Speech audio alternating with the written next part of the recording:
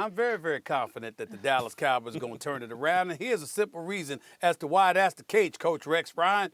You ain't got anywhere to go but up. I mean, how far can you fall? True. I mean, that's the reality of the situation. I mean, this is a team that people were bloviating about my Damian Woody, the Marcus Smith, Swagoo, and others were talking about we're going to compete for a Super Bowl title. And lo and behold, the players are going to be getting next week. And they'll be at home watching it with the rest of us. Why? Because Ezekiel Elliott wasn't what he was supposed to be. Dak Prescott put up good numbers, but he wasn't what he was supposed to be. The defense wasn't what they were supposed to be. And the coaching staff was everything we suspected they would be, which was mediocre at best. And, of course, you got the GM and the owner that won't get rid of the head coach because he loves the head coach like a son, whereas even though Freddie Kitchens has been fired and now Pat Sherman has been fired, Jerry Jones is still holding out hope. For all we know, that old Jerry Jones, my buddy, by the way, might end up sitting up there and saying, you know what?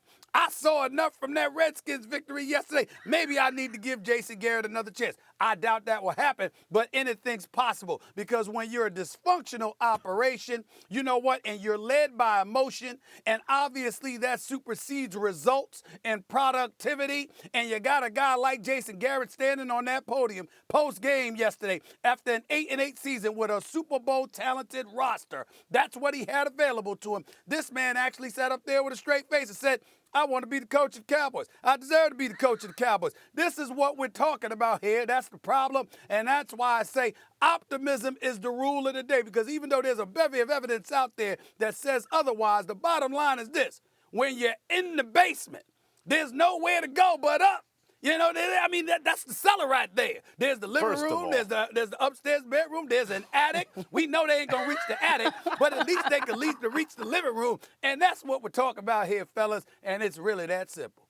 First of all, folks, don't let Stephen A. fool you. He is not happy this morning about that Cowboys loss. Stephen A., I know you too well. You are not happy that they got bumped out of the playoffs. You wanted them to make the playoffs, maybe even win a game, so that the Cowboys fans' hopes could get as high as possible before the inevitable crash. How about that for holiday spirit? But Christmas was ruined, though. I did plan on that. Right. That's consolation.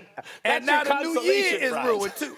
I mean, New Year's Eve, they don't have a good Christmas. They didn't have a good Thanksgiving. And now they ain't going to have a good New Year's Eve. The rest of us kind of makes me feel good, those Cowboy fans. And the rest of us can be happy about that. We can lick the tears off their face. I'd like to. I love it when the Patriots fans and Cowboys fans are miserable. I'm happy. But the point is this. I have little optimism that they can turn it around. And the most telling thing for me, look, going into this season, you don't keep Jason Garrett. Who didn't know that? Only Jerry Jones didn't know that. Everyone else knew you had to get rid of Jason Garrett. So this season was an experiment. Is it Dak or Garrett? They still don't know if Dak is the guy. But now they're going to get rid of Garrett. So what'd you keep them around for to conduct that experiment in the first place? Here's the telling thing for me that tells me they're not going to turn it around. Jerry Jones' response to Troy Aikman's criticism is that, hey, if Aikman bought the Cowboys, he'd do the same thing. In other words, when you're a football fan and used to play the game, as Jerry Jones did at a certain level, and you get a football team, the Dallas freaking Cowboys, that's a shiny new toy. You want to play with it. And he's not done yet. I have kids that get a new toy, they want to keep playing. It's time for bed. They're not yet. That's what he's doing. He's not done playing GM yet.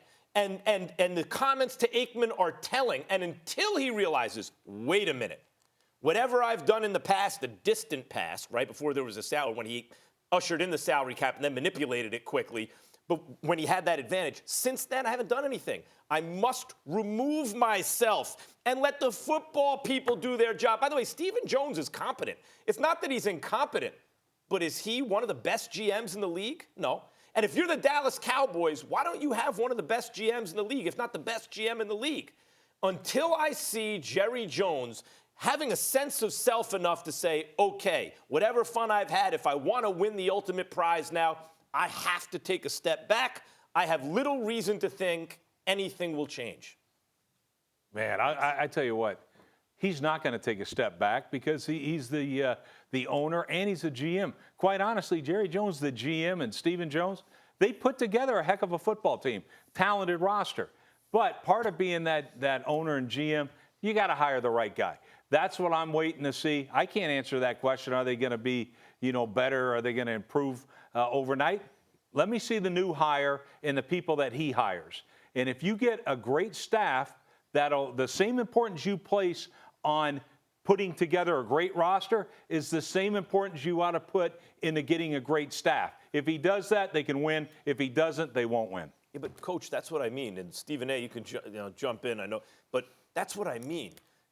Getting a great coach requires the idea. You have to be okay. Jerry Jones has to be okay with the fact he's going to get credit. He's going to get attention in success. And so someone like Jimmy Johnson's not going to last that long with Jerry Jones. Even Bill Parcells, it's not going to last long.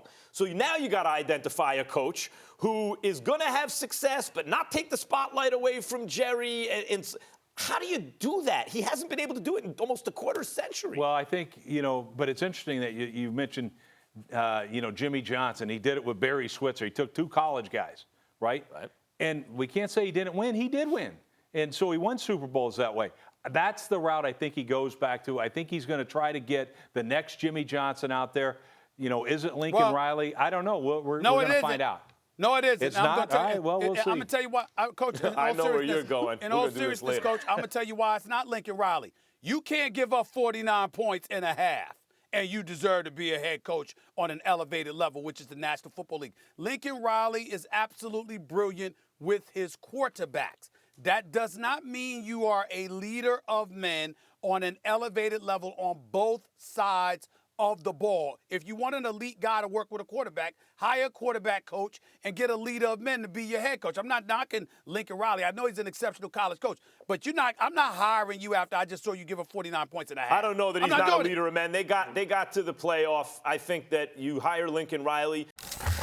Thanks for watching ESPN on YouTube. For more sports highlights and analysis, be sure to download the ESPN app. And for live streaming sports and premium content, subscribe to ESPN+.